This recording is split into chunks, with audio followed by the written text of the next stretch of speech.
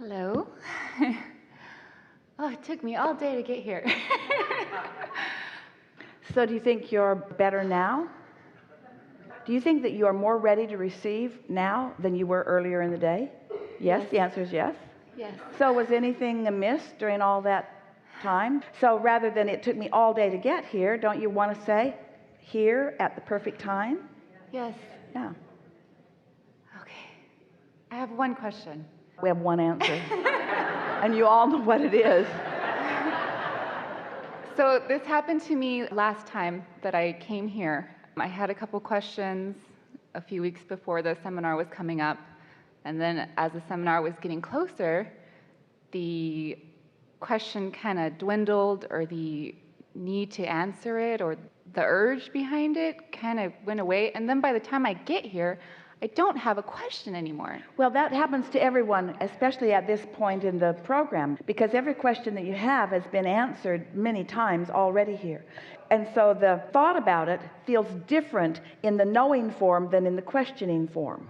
Yes. Think about that. The subject's still active within you, but what is absent is the not understanding. What's absent is the resisting.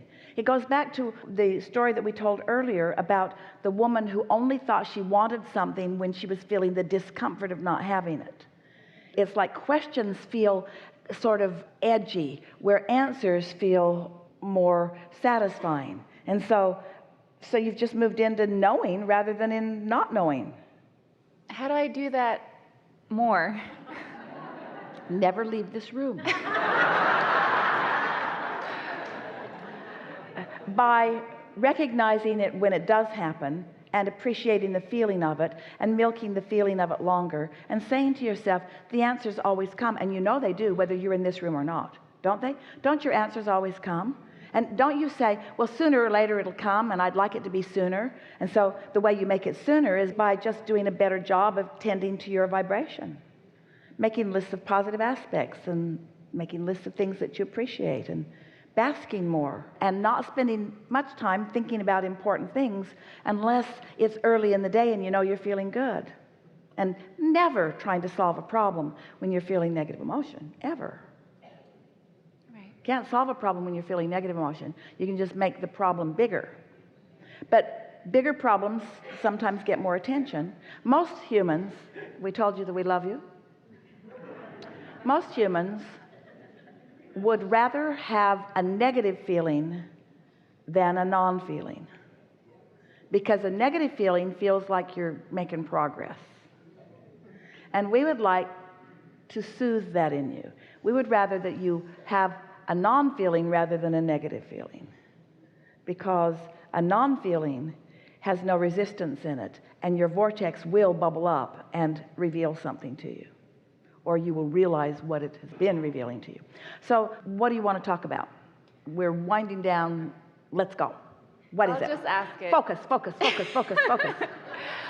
In my vortex, everyone's going to laugh, but whatever. Now see what you're doing? See what you're doing? You're not even letting yourself get into the receptive mode without worrying about what somebody else will say about it. Am I a billionaire in my vortex? Oh, way more. Really? Oh, way more.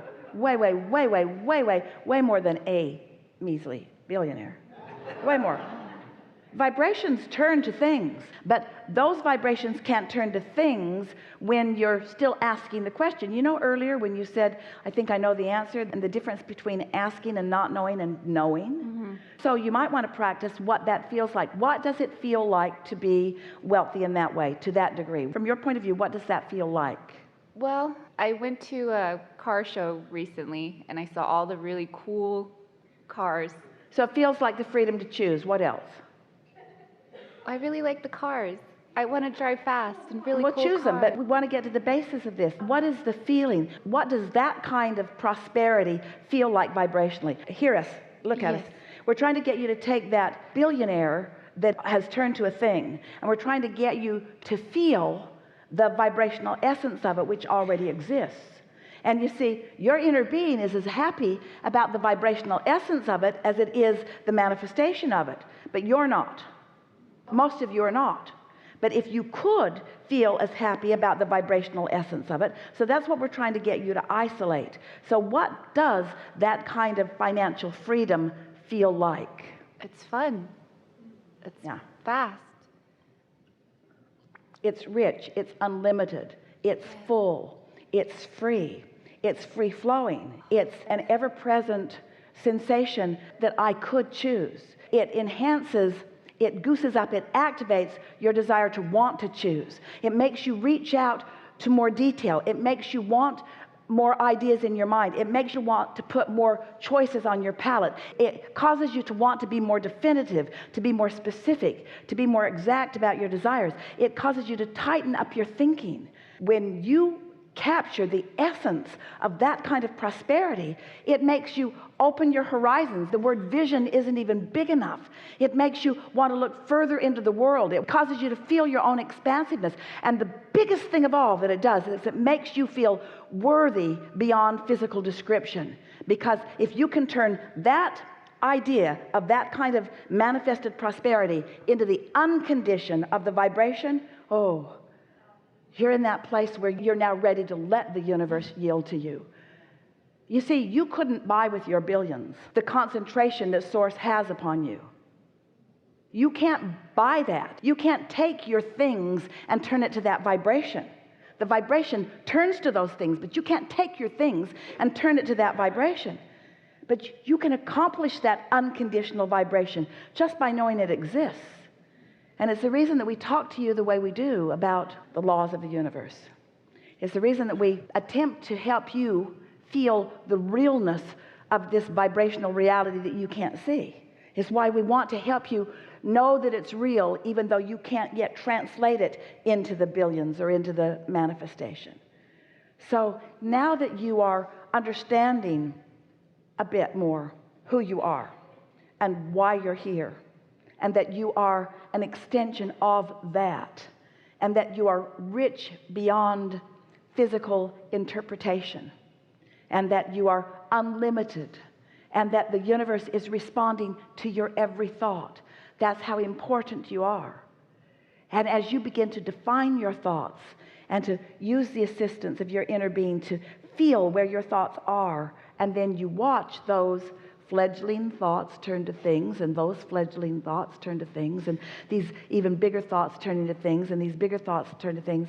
In time, you realize there are no limits, that nothing is off limit, that anything that you want can be. But now you're not mixed up. You're not trying to find the feeling because you found the billions first. You're letting the billions come from the feelings. That's what deliberate creation is. Because it's not things turning to thoughts. That's the way humans want to do it. They want to look around at things and think about them. But that's just regurgitation. You're a creator. You're not a regurgitator. You want your thoughts to turn to things. You want your vibrations to turn to thoughts. That's happening. That's step 2. You don't have to do that. Your vibrations are turning to thoughts. But you got to get into step 3, which is the receptive mode, so that you can begin translating those vibrations and those thoughts into those manifestations. And with everything you manifest, got lots of stuff, don't you? With everything you manifest, you begin to understand more and more. It wasn't the accumulation. It wasn't the ending place. It was the experience of the unfolding that you're all about anyway. That you're all about all day anyway. That receptive mode, once you get there and hang around in there a little bit, you won't want to go back. You won't want to go back to a time that you were less focused or less aware of how you feel or less willing to gravitate toward the thoughts that feel better. You just will be unwilling to watch the movie that scares you or have the conversation with a friend that bums you out. You just start really wanting to tend to that precious alignment, because that precious alignment is life in the way you mean for it to be. Really good. Really good. Yeah.